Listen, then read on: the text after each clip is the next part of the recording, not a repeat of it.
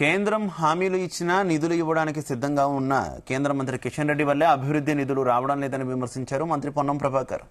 Warangal airport తన వల్లే వచ్చిందని పక్క రాష్ట్ర కేంద్ర మంత్రితో చెప్పించుకున్న ఘనత కిషన్ రెడ్డికి దక్కిందన్నారు. వరంగల్ ఎయిర్పోర్ట్ కోసం ఏనాడైనా కిషన్ రెడ్డి ప్రయత్నించారా అని ప్రశ్నించారు. బండి సంజయ్ను తొలగించి కేసీఆర్ బినామీగా అధ్యక్షుడయ్యారని విమర్శించారు.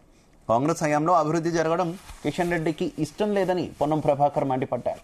కేంద్ర ప్రభుత్వానికి సంబంధించి రావాల్సినటువంటి అభివృద్ధి భాగస్వామ్యము తెలంగాణకు రావాల్సినటువంటి మొత్తానిగా అనేక సందర్భాల్లో పోయి గౌరవ మంత్రులకు ప్రధానమంత్రి గారికి విజ్ఞప్తి చేస్తా ఉన్నాం.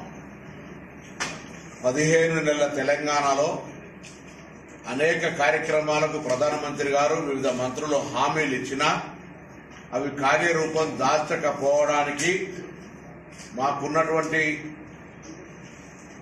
ఆలోచన లేదా సమాచారం ప్రకారంగా కిషన్ రెడ్డి గారు ఈ అభివృద్ధికి అడ్డంకిగా నిలుచొని తెలంగాణ అభివృద్ధికి రాకుండా ఉండేటువంటి ప్రయత్నంలో ఆయన ప్రధాన పాత్ర పోషిస్తా ఉన్నాడు.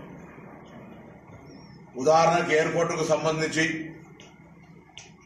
రామ్మోహన్ నాయుడు గారు ఆంధ్రప్రదేశ్ మంత్రిగా తెలంగాణకు ఎయిర్పోర్ట్ ఇచ్చే కార్యక్రమం సంబంధించి భూసేకరణ విషయం చెప్తే భూసేకరణ అంతా చేసి మేము ఇచ్చిన తర్వాత అదేదో ఆయన చేసినట్టు చెప్పుకునే ప్రయత్నం చేస్తే పాపం సరిపోక అద్దె మంత్రిని అంటే మంత్రి కేంద్ర మంత్రి తెలంగాణ బిడ్డలతో ఎంపిక కాబట్టినటువంటి మంత్రి తెలంగాణకు సంబంధించి వరంగల్ ఎయిర్పోర్ట్ తెస్తే నేను తెచ్చినా అని చెప్పుకునే దమ్ము లేక ఆ మంత్రిని తీసుకొచ్చి కిషన్ రెడ్డి గారు ఎయిర్పోర్ట్ రావడానికి సహకారం చేసినా చెప్తున్నాడు. రాని వాటన్నిటికీ కిషన్ రెడ్డి కారణం అని కూడా చెప్పాలి ఆ మంత్రి గారు.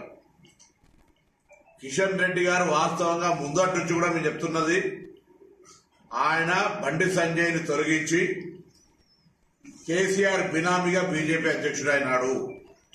ఇవాళ కూడా కేసీఆర్ గారి ఆలోచన మేరకు మాత్రమే భారతీయ జనతా పార్టీ అధ్యక్షుడిగా పనిచేస్తా ఉన్నాడు. కిషన్ రెడ్డి గారు